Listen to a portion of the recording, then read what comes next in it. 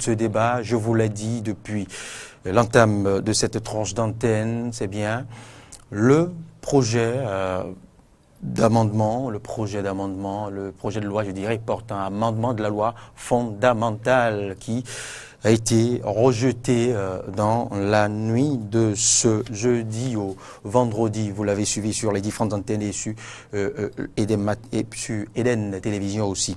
Alors, la prise en compte a été validée sur 62 voix pour et 19 contre et une abstention. Vous l'avez suivi et passé l'instant de la prise en compte. Il faille maintenant l'adopter, cet amendement. Eh bien, cette loi portant amendement de la loi fondamentale, c'est là que la ligne a cessé de bouger. C'est là que le statu quo a été constaté. Eh bien, la majorité absolue, les 3 quarts n'ont pas été consommés pour valider, pour adopter cette loi portant amendement de la loi fondamentale. Eh bien, on y reste. Et puis l'autre issue qui s'offre à nous, la dernière d'ailleurs, dirige, c'est bien l'issue du référendum. Alors, que pensent les différentes rédactions de la presse écrite et plus précisément Émergence Info et un citoyen à la personne de Stéphane Toha, et je vous l'ai dit, il est financier, spécialiste des management des organisations. C'est pas la toute première fois qu'on le reçoit sur nos plateaux. Bonjour, Monsieur Toha. Oui, bonjour. Et merci de votre disponibilité. Merci. Vous auriez pu y être hier, mais on a dû modifier un peu la donne. Vous y êtes maintenant. Merci pour votre patience. C'est moi. En face de vous, Cyriaque Dekenou, qu'il serait inutile de présenter. Bonjour Cyriaque. Bonjour Loris, bonjour mesdames et messieurs les téléspectateurs de Eden TV et les auditeurs de Diaspora FM. Contrairement au premier essai porté par l'ancien garde des Sceaux Joseph Diogbenou, eh bien, cette fois-ci, le projet de loi portant amendement de la loi fondamentale a été pris en considération. Oui, on a passé ce cap, mais non adopté. Cyriaque Dekenou, qu'est-ce qui explique cette résistance des parlementaires à adopter cet amendement?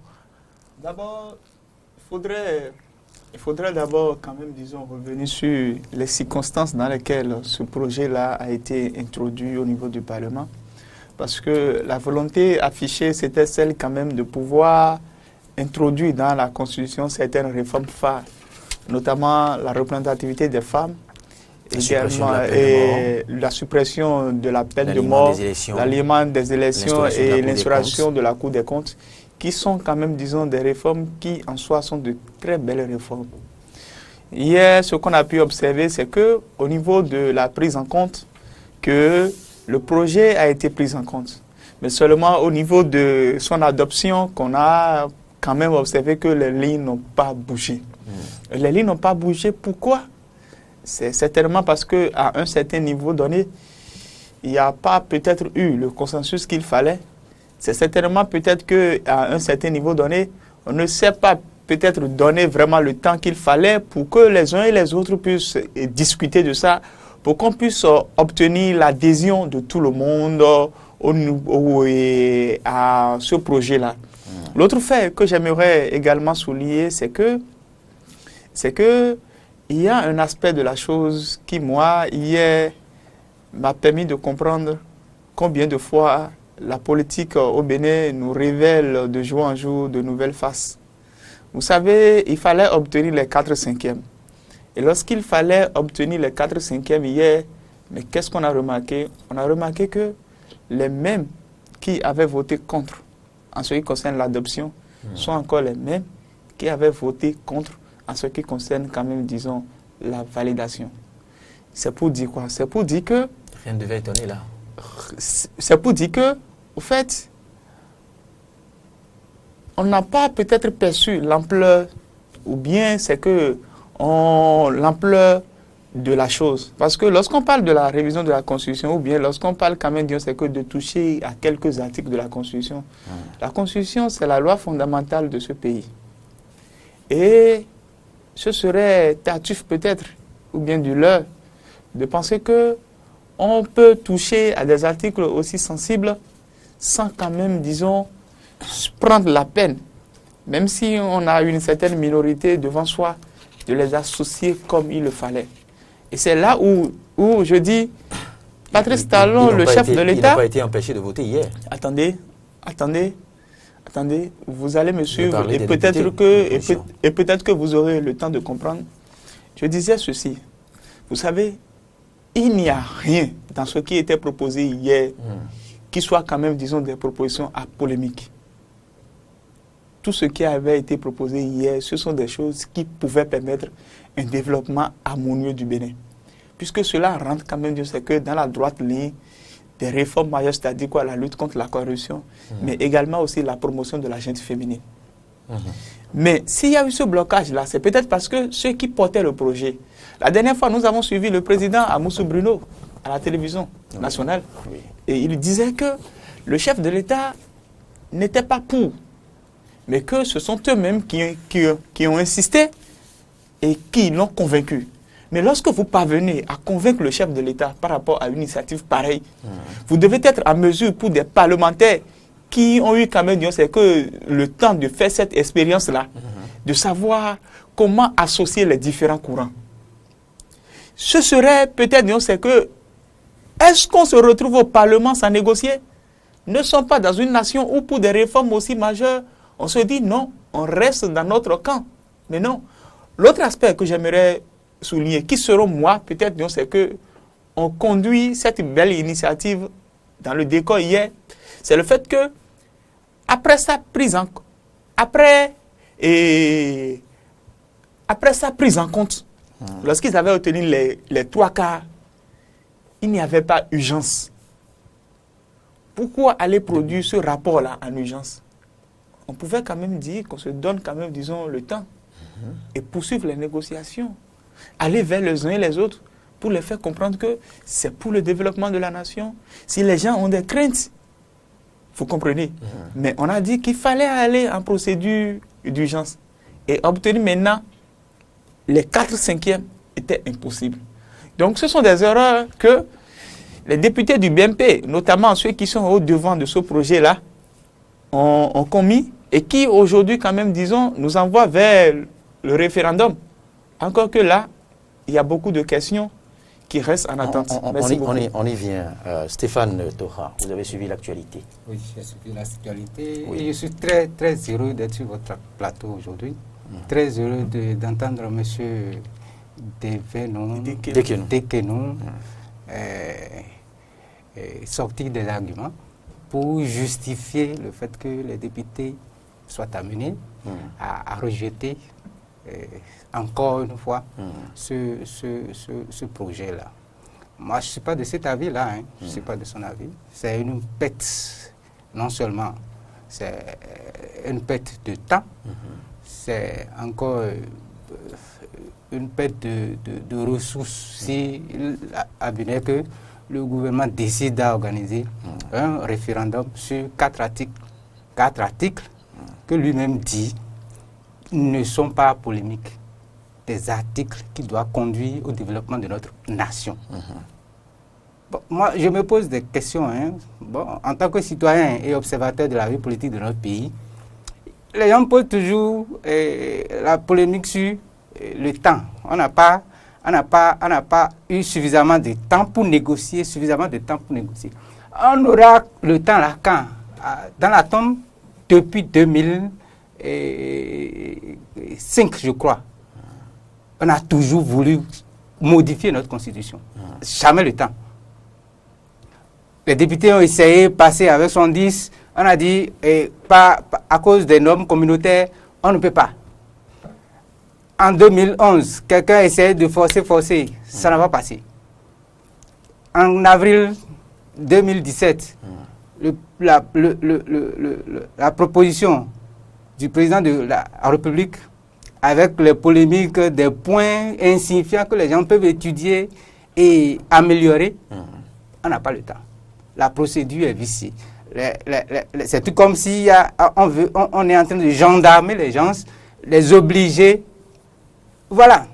En suivant, le président Amoussou, sur son grand oral là, il a pourtant et clairement expliqué que les points là faisaient partie des propositions sous le régime de Yahya Boni. Les députés actuels, les 19 députés, ne sont-ils pas de la mouvance d'alors? Mais oui, mais les temps ont changé. Ça veut dire que nos positions devraient changer alors. Les intérêts aussi ont changé. Ah non, mais je crois que c'est plutôt les intérêts qui ont changé. Hein. Je crois peut-être plutôt que les intérêts ont changé. Et ça n'avance pas le pays. Puisque si nous prenons la discrimination positive vis-à-vis des femmes, beaucoup disent que bon, ils ne sont pas d'accord, ils ne sont pas d'accord. Moi, par exemple, je donne un exemple. Hein. Vous avez vu, le taux de scolarité des femmes, des filles là, ont augmenté parce qu'on leur a donné un coup de pouce.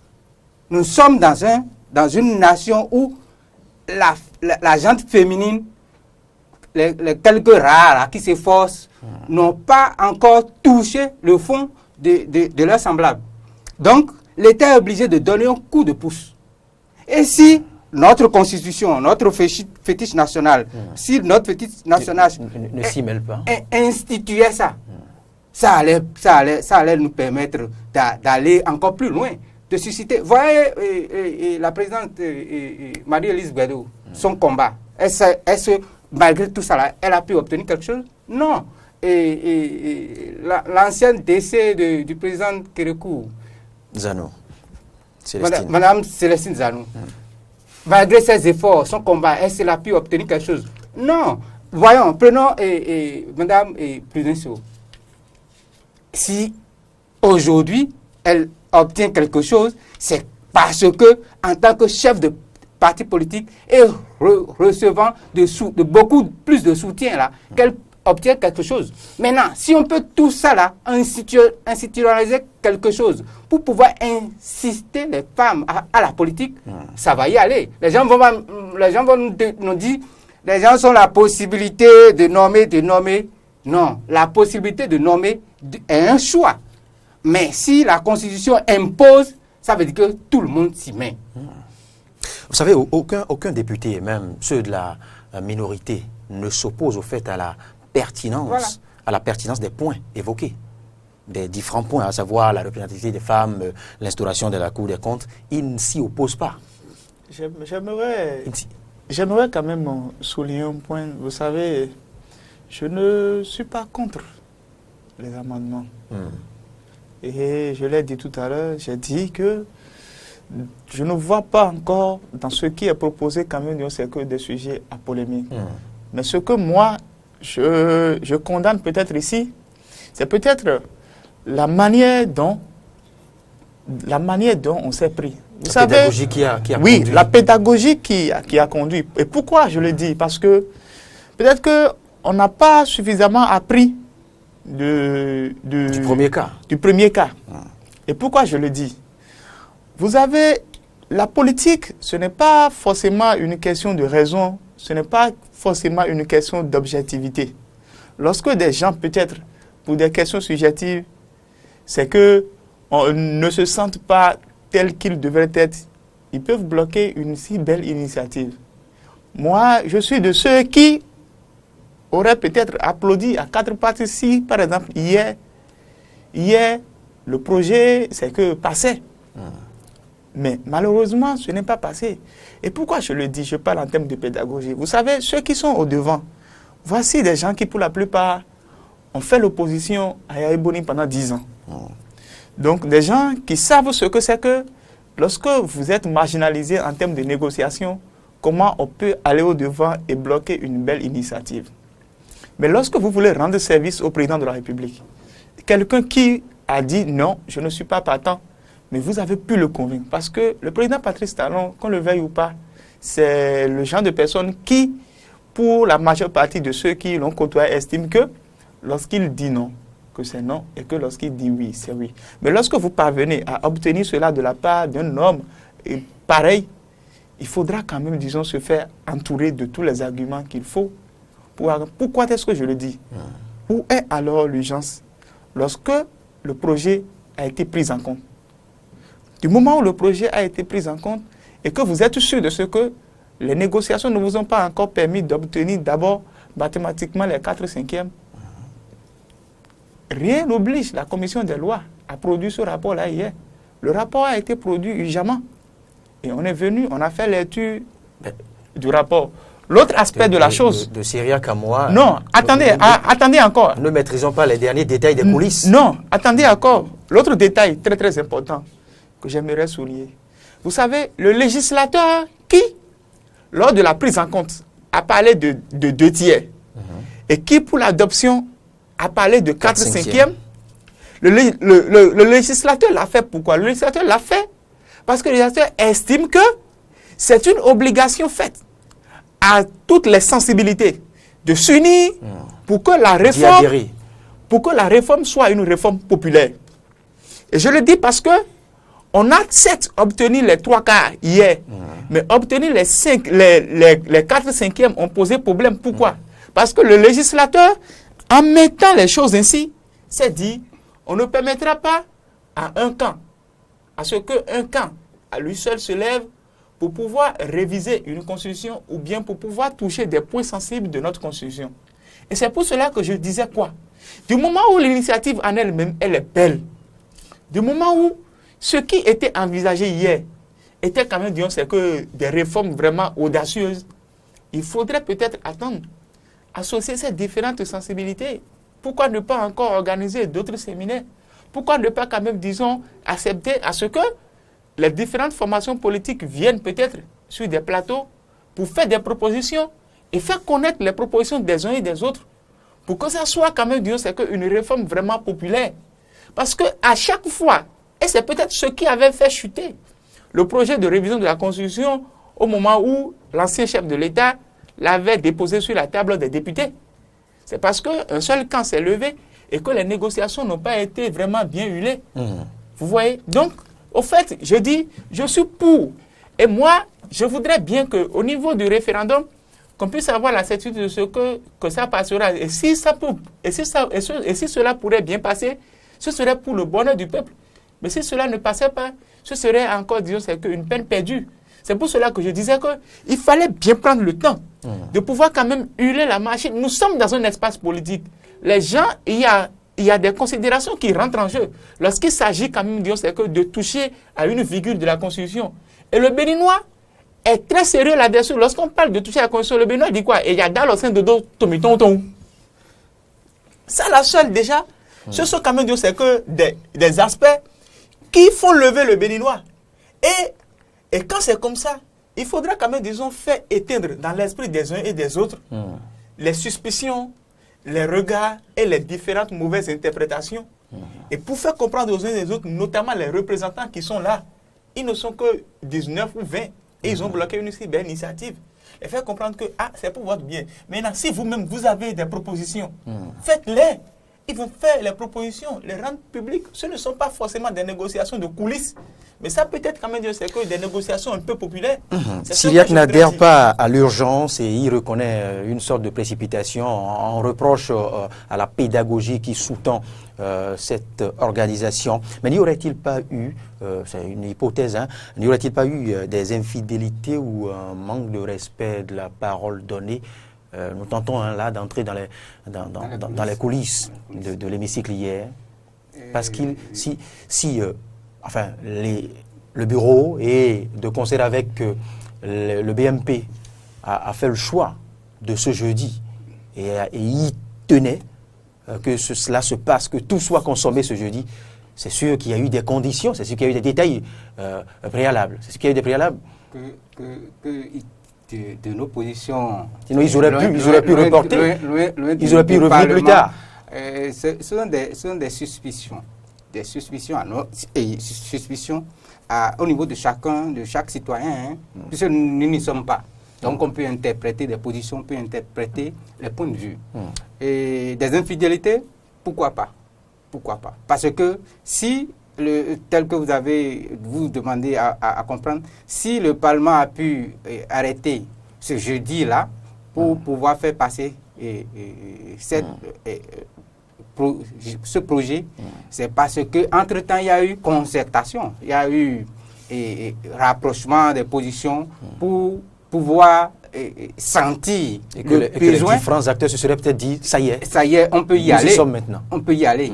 Donc, sans ça, il ne peut pas y avoir ce projet, cette étude-là hier. Maintenant, revenons à la manière dont parle mon ami. Nous sommes des jeunes. Nous sommes des jeunes. Et quel que soit tel que je dis en ville, c'est que demain, c'est pour nous. Et quand on dit demain, c'est pour nous. C'est pas mathématique. C'est mathématique, ça là, c'est déjà mathématique, c'est acté. Mathématique. Il faut s'y battre. Demain, oui, on va se battre. Sinon, ce demain peut nous échapper. Pour pouvoir être en pole position demain. Mais quoi qu'en soit, demain, c'est pour nous, parce que les autres vont, qu'ils veuillent ou non, pour passer. Donc ça là, c'est mathématique déjà. S'ils veuillent ou non, là, ils vont passer. Si ces jeunes-là s'y mettent. Et nous autres, nous allons... Bon, apprenons à aimer la chose politique. Moi, la politique, pas pour faire la politique politicienne. Et mon frère disait que la manière.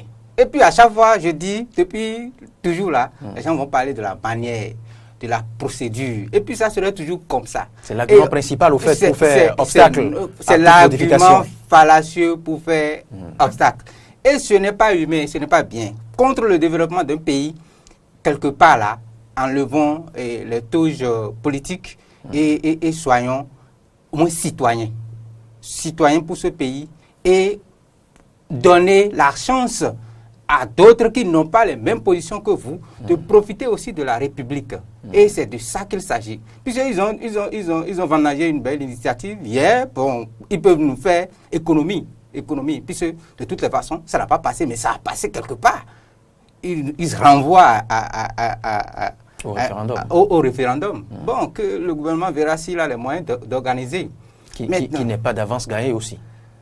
Ou à ce que je sais, lorsqu'il y a un pouvoir en place, quel que soit ce qui bourre là, aller à une élection, puisque ce n'est pas à plusieurs tours que c'est aller chercher seulement la majorité, quels que soient les gouvernants du monde là, aller à une élection pour pouvoir dire oui là, ça passe.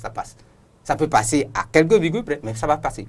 Maintenant, moi, je ne souhaite pas qu'on vendange. Vous le dites parce que c'est passé ailleurs. Je voudrais me revenir sur certaines observations pour dire, lorsqu'il s'agit de développement, même le plus grand fétiche du village là, on s'entend pour le déplacer. Donc, même s'il s'agit, je dis, quand il s'agit de développement, le plus grand fétiche du village, on s'entend pour le déplacer, pour amener le développement. Et ça profite à tout le monde. Vous dites, si le constituant a prévu 3 quarts et 4 cinquièmes, c'est qu'il veut obliger à une adhésion populaire. Prenons le cas où la majorité a déjà 66 députés. Le constituant a dit, tout ça là, ça veut dire que c'est une procédure qui doit être suivie. L'autre chose, ce n'est pas obligatoire que les gens allaient faire la validation. L'adoption hier, je suis entièrement d'accord. Mais la procédure aussi est que d'autres députés se sont entendus pour demander l'examen ou bien le truc là en urgence. Et c'est notre test qui...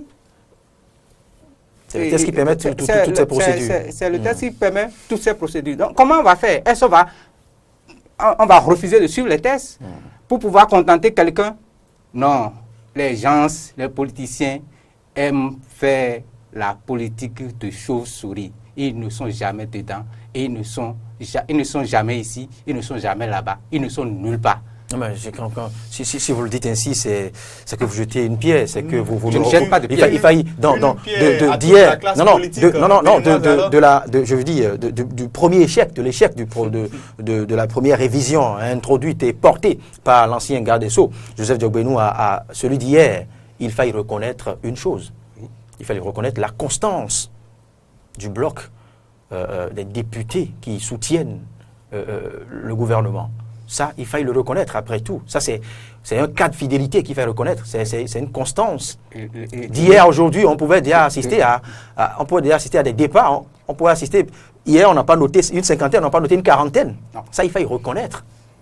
Cette fidélité dans le temps, c'était pas gagné d'avance. C'est vous dire que tout n'est pas à rejeter, comme vous le dites. Je crois qu'au fait, ce qu'il y a aujourd'hui comme acquis, c'est que ce qu'il y a aujourd'hui comme acquis, c'est le fait que on peut aujourd'hui noter et affirmer qu'il y a quand même, disons, c'est qu'une majorité confortable qui soutient quand même les actions du président. Une majorité non seulement confortable, mais constante. Il faut le reconnaître. C'est important. Parce qu'au fait, auparavant... Parce qu'on connaît la capacité à la transhumance. Auparavant, c'est qu'ils étaient 60. Et aujourd'hui, maintenant, quand même, disons qu'ils sont 62. Oui. Et je crois que s'il n'y avait pas eu le décès du suppléant du maire Baum, c'est qu'il serait actuellement 63. Donc, les points positifs, c'est-à-dire quoi? C'est que il faut quand même noter que, et le chef de l'État doit quand même en être fier, c'est le fait qu'il y a une majorité confortable qui voudrait bien quand même, disons, c'est que l'accompagner dans ses actions. Mais ce n'est pas pour autant qu'il faudra quand même, disons, c'est que jeter la pierre à la minorité parlementaire. Vous voyez, parce que l'erreur, ça a été quoi? C'est que de tout le temps, peut-être que certains d'entre eux, et c'est comme ce que l'un des députés disait hier, l'un des députés de la minorité disait hier, il disait que de tout le temps, on nous a jeté de la pierre. De tout le temps, on nous a vilipendés et autres. Moi, je crois qu'il faut que le débat politique aille beaucoup plus au-delà. Ce n'est pas parce que peut-être les gens, ils sont des députés de la minorité, qu'il faudra qu'à chaque fois, qu'ils ne soient pas nécessairement pris en compte, ou bien c'est que... Oui, mais au fait, ce qu'on leur reprochait, c'est au fait l'illusion entretenue par leur position. Non, attendez. Leur position, enfin, ce qui est exposé aux citoyens, qui est exposé aux différentes contrées, citoyens des différentes contrées, c'est que ce sont... Enfin, c'est cette vingtaine, au fait, qui tente maintenant de sauver la nation. C'est à croire que les autres sont là, les autres sont devenus des criminels qui tuent, qui participent à la mort de la démocratie. C'est cette illusion qu'il faut lever. Non, attendez, j'en viens. Il joue un bon rôle. On n'en disconvient pas. Mais il faut cesser cette confusion. Attendez, j'en viens. Ce que je suis en train de dire, moi, je crois que, parce que c'est que tout à l'heure, mon vis-à-vis parlait, il disait que bon, nous sommes jeunes. Moi, c'est que bon, je ne sais pas dans quel sens il parle de ce que nous sommes jeunes. Non. Nous sommes ici sur le plateau, faisons plutôt un débat objectif et non un débat subjectif. Moi, c'est que je ne voudrais pas beaucoup plus, parce que nous sommes là pour analyser quand même, c'est que un fait politique. Et c'est à nous débattant quand même de tout ce qui est sensibilité politique. Nous sommes là pour éclairer l'opinion. Et ce que je voudrais dire, c'est quoi? C'est que le chef de l'État devait reconnaître aujourd'hui qu'il y a une majorité confortable et constante qui l'accompagne. Et ça, c'est quelque chose qu'il doit saluer. Et reconnaître que cette bloc, quand même, se consolide chaque jour. L'autre aspect de la chose, c'est les députés de la minorité. Qu'ils soient de la minorité, même s'ils sont de la minorité, je crois que parfois, il faudra quand même, lorsqu'il s'agit des réformes aussi populaires, peut-être revoir la manière dont on les a peut-être associés à la chose. Moi, je le dis, je ne voudrais pas que nous faisions les commentaires que certains faisaient au temps de l'ancien chef de l'État. C'est-à-dire quoi? Laisse-les. Ça va passer. C'est-à-dire quoi? Le tout va bien, le tout est beau, le tout est joli. Non. Si nous sommes ici, soyons capables de faire un débat vraiment objectif qui pourrait permettre à ce que le chef de l'État, le président Patrice Talon, si le président Patrice Talon réussissait, c'est pour le bien de tous. Mais applaudir à quatre pattes pour dire le tout va bien. Pourquoi est-ce que je disais ça? Ne rentrons pas dans ce jeu-là dans lequel on voit les autres comme des personnes à qui il faudrait jeter forcément de la pierre. Si aujourd'hui ça n'a plus marché, alors il ne faudrait pas que lors du référendum, que l'on note qu'il y a deux camps qui veulent s'affronter sur le terrain. Je sais de quoi je parle. Il faudra peut-être dire c'est qu'au-delà, même si cette minorité a eu quand même à un moment donné à jouer ce rôle-là, pour que le projet, qui est un très bon projet, je le précise d'ailleurs, soit rejeté, il faudrait continuer toujours par discuter avec eux, par dialoguer avec eux, ceux-là peuvent aussi partir sur le terrain et donner une certaine assurance pour que mais cela puisse passer. ce qui nous échappe ici, il semble bien, il y a une nuance. Quel est le rôle, quel rôle joue cette minorité? Cette minorité tente coûte que coûte de bloquer la majorité parlementaire, de bloquer tout ce qui est réforme enclenchée, ou bien cette minorité défend les acquis de la République. C'est là la question qu'il faut se poser. Mais ici, la position de la minorité est claire. C'est de faire obstacle, quel que soit ce qui est introduit. Parce que vous venez de le dire, les différents points évoqués font l'unanimité, n'est-ce pas? Font l'unanimité tant du côté de ceux de la minorité que du côté de ceux de la majorité. Mais leur position étant, pour ne pas dire une griffe, de faire obstacle, de marquer Patrice au talon, eh bien, on ne veut plus voir quoi que ce soit. Il faut le marquer. Il faut marquer Patrice au talon. C'est comme c'est juste pour vous dire, il faut le bloquer, quoi qu'on dise. Parce que unanimement, nous sommes tous unanimes sur les différents points évoqués. Alors, mais pourquoi, au moins, ces points-ci ne sont pas passés? C'est vous dire que cette minorité, au-delà des principes démocratiques qui veulent qu'il y ait une contre-pouvoir, qui veulent qu'il y ait autre pluralité d'opinions, eh bien, cette minorité-là suscite aussi des polémiques, suscite aussi réflexion. Non, au fait, vous savez quoi? Peut-être que, bon, à un certain niveau, lorsque hier, par exemple, on attendait le député qui peut parler, vous savez, si le projet était passé hier, c'est sûr que les députés qui seront élus en 2019 auront à faire 7 ans pour qu'on puisse avoir les élections groupées en 2026. Alors. Maintenant, attendez, d'autres estiment que si on parle d'élections groupées, pourquoi préciser encore que juste après l'élection du président de la République, que les autres élections aient lieu 90 jours, dans un délai de 90 jours. Que cela voudrait dire que on ne veut pas faire réellement, que ce fait, c'est que l'objectif poursuivi, que ce n'est pas le couplage des élections. C'est pour cela que je dis que pour une moindre question, il faudra quand même peut-être se donner le temps de rassurer les uns les autres. Parce qu'on est rentré dans un contexte où les gens faisaient quand même, disons, le rapport par rapport aux élections qu'il y a eu au Ghana. Au Ghana, dans la même période, le Ghana et le Bénin auraient organisé 6 élections législatives et 6 élections présidentielles. Le Bénin a organisé 7 élections présidentielles, 7 élections législatives et 6 élections présidentielles. Vous voyez?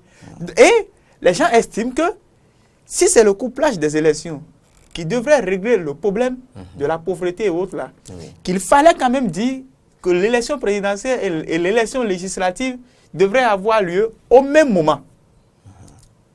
Vous comprenez? Mais le fait de mettre que après l'élection du président de la République, que à partir de 2026, après l'élection du président de la République, les autres élections pourraient avoir lieu dans un délai de 90 jours, que cela sous-entend qu'on ne veut pas forcément faire de l'économie à la nation.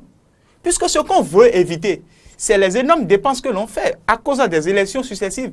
Ce qui est très bien en soi. Donc c'est pour dire quoi? Mettons-nous dans une position où on pourrait être peut-être amené à comprendre peut-être, disons, les raisons, au-delà des considérations politiques. Et c'est là où peut-être je suis d'accord avec vous. Au-delà des considérations politiques qui, pour un certain nombre de personnes, c'est-à-dire quoi? Ok, nous aussi on bloque. Vous voyez?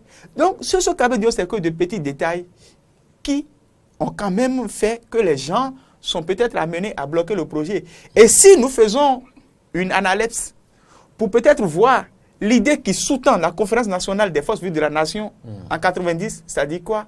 Que ce soit opposants ou mouvanciers, les uns et les autres ont apporté leurs propositions. Et les gens, malgré les récriminations, malgré quand même, disons, c'est que le tort que l'un a pu commettre à l'égard de l'autre, ils se sont unis pour que la révision soit faite. Si nous nous mettons peut-être, disons, dans cette idée-là, moi aujourd'hui, peut-être que mon dialogue, il y a de cela quelques semaines, n'était pas ça. Mais je crois que mon dialogue aujourd'hui devait être ça, pour amener toutes les parties pour le développement de cette nation, à savoir que quand il s'agit de la question de la constitution béninoise, il ne s'agit pas de bloquer à cause des questions subjectives, mais qu'il s'agira quand même c'est que de s'unir, que l'on soit opposant avec le mouvancier, que l'on soit mouvancier avec l'opposant, pour écouter les uns les autres, pour que les propositions soient des propositions concertées. Et que là où l'autre dit, ah, j'ai telle inquiétude, qu'on puisse quand même se donner le temps peut-être de l'éclairer. Pourquoi? Nous allons vers le référendum. C'est l'argent du contribuable qui sera dépensé. Moi, ça me fait énormément mal parce que hier, ce projet-là devrait passer en principe. Nous allons vers le référendum.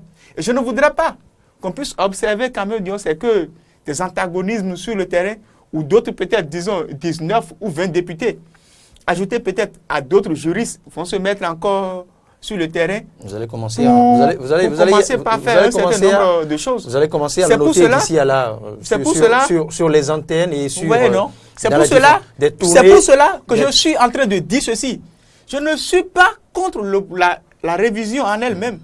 Et je ne voudrais pas non plus que l'on jette de la pierre à ces 19 qui, hier... Personne ne le jette de pierre. Non. Personne ne le jette de pierre. J'en viens. C'est juste que nous voulons qu'on évite... Je ne voudrais pas également aussi qu'on les jette également de pierre à ces 19... Qu'on cesse de tromper au fait le bas peuple. Le bas peuple qui n'a pas assez... Permettez-moi d'accoucher et vous aurez la parole. Personne ne le jette de pierre. Je suis en train déjà de finir. Personne ne le jette de pierre. Permettez-moi d'accoucher. Il joue un rôle... Permettez-moi d'accoucher et vous aurez la parole. S'il vous plaît, Loris. Permettez-moi d'accoucher et vous aurez la parole. Et je ne voudrais pas non plus.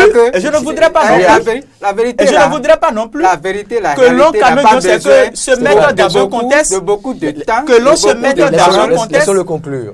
Je ne voudrais pas non plus également aussi, bien que je soutiens les amendements et que je voudrais que cela passe, je ne voudrais plus non plus. Je ne voudrais plus que l'on se mette dans une position où c'est que on les prend comme des boucs émissaires, mais non, mais qu'on puisse désormais les prendre comme des partenaires. Et j'ai admiré le discours du président, du coordonnateur du BMP, Abimbola. Il disait hier, nos partenaires, nous allons voir comment il faut faire. Et c'est ça désormais le langage. On aurait pu il ne faudrait plus que ce soit des langages vatangais, mais que ce soit quand même maintenant, c'est que des langages qui tendent à montrer que ces vins-là, que ce sont des partenaires avec lesquels désormais on va discuter pour que le projet puisse passer enfin. Oui, mais est-ce que la minorité va pouvoir adhérer à ce bras tendu, à cette porte ouverte? Je suis un peu truc là, disons un peu spectateur sur le plateau. Oui. Je dirais ceci. Si l'argument est la raison qui a fait que les gens ont rejeté, n'ont pas pu valider là.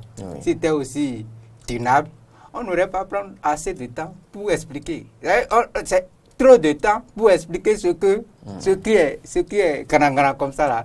Je ne vois pas l'intérêt.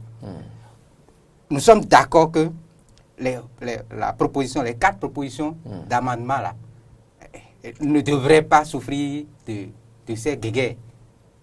Il devrait passer comme une lettre à la poste. Normalement. Oui, mais les gens sont tout faits à cause de leur position et qui ont bloqué. Et quand j'ai suivi le débat aussi à l'Assemblée tenu par les membres de la minorité là, ce n'est pas l'acceptation là qui leur fait problème. C'est parce que quand on va acter ça là, le code, ils sont en train de viser déjà le code électoral. Et leur problème. Les implications et les impacts possibles. Voilà. Et leur souci, c'est si nous acceptons ça, est-ce que le truc là, est-ce que nos amendements au code électoral là seront pris en compte? Mais ils n'ont pas accepté. Ils n'ont pas regardé le pays. Ils se sont tellement fondés sur leurs intérêts par rapport au code. Si ça va les protéger ou bien si ça ne va pas les protéger. Maintenant, si c'est par rapport à l'État, par rapport à tout le monde, bon, ils se foutent pas mal. C'est ça mon analyse. Quand on dit, nous sommes des partenaires, ils sont toujours des partenaires. Ils sont béninois et ils vivent au Bénin. Ils le resteront. Et ils le resteront. Et les débats que nous faisons, les débats qu'on essaie de projeter, ce n'est pas parce que les gens sont en guerre entre eux. ils ne sont pas en guerre entre eux. C'est à la télévision, bien sûr, les médias, on voit leur position. Lorsqu'ils quittent les médias, ils sont ensemble. Ils vivent très bien ensemble. Donc, rejeter tel qu'ils ont fait, pour moi, on a tout fait pour retarder le pays, et il faudrait le dire. Et quand mon ami parle du Ghana, c'est l'exemple que l'honorable Kim Il-sung a bien voulu arguer pour pouvoir justifier sa position partisane. Nous ne sommes pas au Ghana. Encore qu'ici, c'est pas le Ghana. Et les élections, nous n'avons pas les mêmes modèles d'élection. Et quand on dit voter, le vote aura lieu par rapport à la proposition 92 jours après l'élection présidentielle, c'est parce que ici, chez nous, l'élection présidentielle, c'est à 2 tours. On ne peut pas associer élection présidentielle et élection législative. Je ne vois pas pourquoi nos papas, nos pères à l'Assemblée n'ont pas donné cette chance à notre pays d'évoluer. Il s'agit d'évolution. Nous perdons beaucoup de financement, beaucoup d'accompagnement par rapport à ces critères-là qu'on a mis. Et si on s'entendait, on pouvait capitaliser et avoir un peu plus de ressources pour développer le pays. À la non-disposition de la Cour des comptes, par exemple, qui reste une exigence des institutions de la sous-région. Communautaire. Et qui va être contre ça? Nous disons, les gens se tiennent mal les comptes publics. Les comptables publics détournent. Et l'État, que ce soit les institutions de l'État, Assemblée nationale, et gouvernement, HAC, Cour constitutionnelle, ces institutions qui sont inscrites dans notre loi fondamentale doivent pouvoir être contrôlées. Et une Cour des comptes permet librement et régulièrement de pouvoir nous éviter les sources et les poches de corruption. On ne dira plus après le chef de l'État commandité. Ils en sont tous conscients. Malgré ça, ils nous font. Je vous ai dit que les points au fait font en quelque sorte l'unanimité. Le souci n'est pas autour des points évoqués. Si les gens sont rejetés, ça veut dire qu'il s'agit ils se sont fondés sur les vrais arguments sont ailleurs. Beaucoup plus subjectifs qui n'intéressent pas la nation. Stéphane Toura, revenons pour conclure. Parlons référendum. Oui. Quelles sont les chances d'aboutissement, même si vous disiez tantôt que partout au monde, quand on enclenche le référendum, ça passe. Oui, pour ce cas-ci. Pour ce cas-ci, moi, au fait, c'est la chance que l'Assemblée nationale, quelles que soient les positions, offre désormais à la nation de pouvoir dire, puisque à chaque fois quand on entend les grognes, c'est que le peuple a besoin de dire son mot. Chaque citoyen a besoin de s'exprimer. D'être impliqué. Voilà, d'être impliqué. Donc, la représentation nationale par le vote d'hier nous renvoie à ce référendum-là. Maintenant, l'organisation, on se plaint du manque de sous. On se plaint des élections successives. Voilà qu'on ajoute encore une autre. Mon ami dit que l'élection, ce n'est pas un truc de caricature, combat entre deux minorités et majorité, mais une élection, c'est un combat. J'y vais, je gagne ou bien j'échoue. Donc, si je suis dans cette disposition-là, je vais défendre ma position. Je n'ai pas dit ça. Ne me prêtez pas des propos. Stéphane Toura n'a pas fini. Je ne voudrais pas que le référendum soit... Syria, vous n'avez pas la parole. C'est deux choses. Oui. Maintenant, par rapport au référendum, le souhait, c'est pour moi personnellement, si référendum il devrait y avoir, peut-être c'est par rapport à la proposition rejetée le 4 avril 2017. Là, ce serait un truc au complet et chaque citoyen pourrait bien s'exprimer sur les points et les nouvelles modifications. Maintenant, comme il s'agit de 4 points, on verra, ça va. Mais je dis, aujourd'hui, par rapport au contrôle de l'État, par rapport à l'organisation de l'État, par rapport à l'organisation administrative, où je suis fort à affirmer que ça passera. Stéphane Toura a dit. Syriac, pour finir. Non, je crois que Malheureusement, nous irons au référendum. Et je me pose beaucoup de questions puisque les élections législatives doivent avoir lieu d'ici dans moins de 9 mois. Et si nous devons aller au référendum, ce sera sur la base de quelle liste? Encore que le mandat de l'ancien COS Lépi vient quand même, disons, de s'achever le 31 dernier et qu'un nouveau COS vient d'être installé. Est-ce qu'il faudra actualiser l'ancienne liste pour quel type d'élection? Élection législative ou le référendum? Je pense que il est important que nous allons au référendum, peut-être pour tourner la page définitive de cette affaire de révision constitutionnelle. L'autre aspect de la chose qu'il faudrait également souligner, c'est quoi?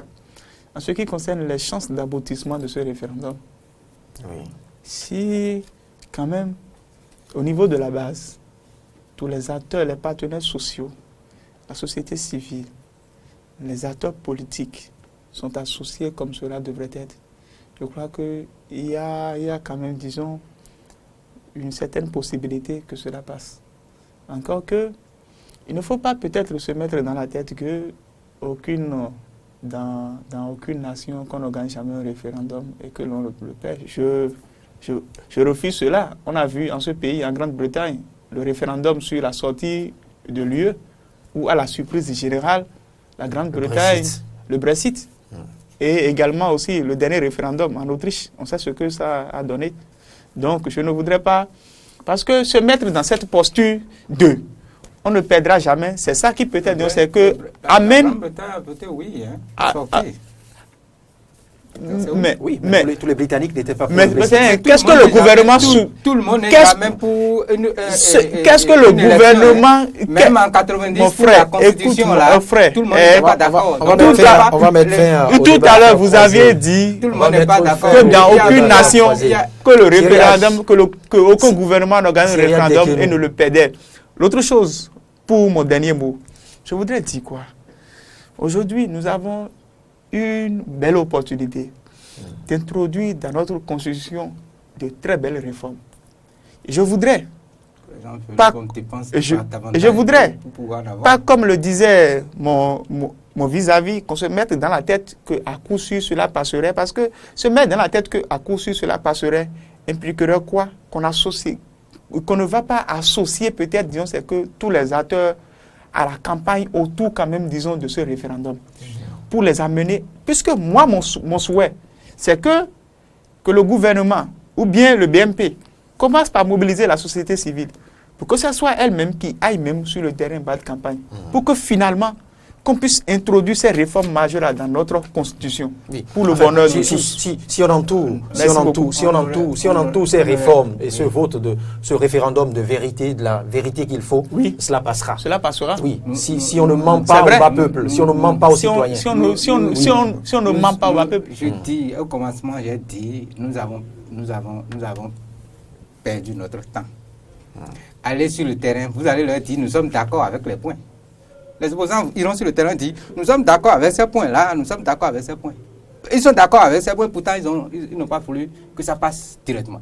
Donc déjà, vous dites, vous allez voir la population pour dire, nous sommes d'accord, ça veut dire que ça va passer. Maintenant, l'autre chose, 2 secondes, l'autre chose, vous dites, concertation. Les gens se sont vus la dernière fois autour du code et ont échangé leur point de vue par rapport à ce qu'on devrait faire pour que les choses aillent mieux. On va encore faire quoi?